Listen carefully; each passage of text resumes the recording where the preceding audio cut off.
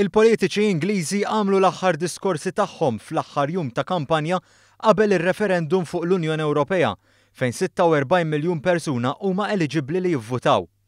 Il-pubbliku qed jintalab jagħżel jekk jippreferix ir-Renju Unit jieqa' fl-Unjoni Ewropea jew inkella joħroġ wara iktar minn 40 sena membru.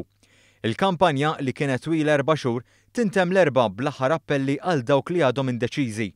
Fi Bristol, David Cameron saħaq li vot kontra li jibqgħu fl-Unjoni Ewropea ifisser problema kbira r-Renju Unit, hekk kif issir ħsara kbira li tkabbir ekonomiku lill-impjieg u l-finanzi tal-familji, filwaqt li sostna li ma jara l-ebda riski jekk ir-Renju Unit jibqa' fl-Unjoni Ewropea. Boris Johnson qal li vot biex ir-Renju Unit jitlaq mill-Unjoni Ewropea joffri l-libertà li hemm bżonn biex il-pajjiż jimxi fi triqtu. L-eks Sindku ta' Londra appella lin-nies biex jemmnu fil-pajjiż u jaħtfu l-opportunità. Nigel Farage qal li l-partit tiegħu UKIP ikkampanja għal iktar minn 20 sena biex ir-Renju Unit joħroġ mill-Unjoni Ewropea. Appella biex dawk indeċiżi jivvutaw b'qalbhom u ruħhom hekk kif huwa xtaq li r-Renju Unit ikun pajjiż sovran bil-liġijiet tiegħu u f'kontroll tal-futur tiegħu. Fil-messaġġ tiegħu, Jeremy Corbyn qal lill partitarji Laburisti li tluq mill-Unjoni Ewropea iwassal għal ħsara l-ekonomija u dan ifisser inqas impjieg u inqas flus għas-servizzi pubbliċi.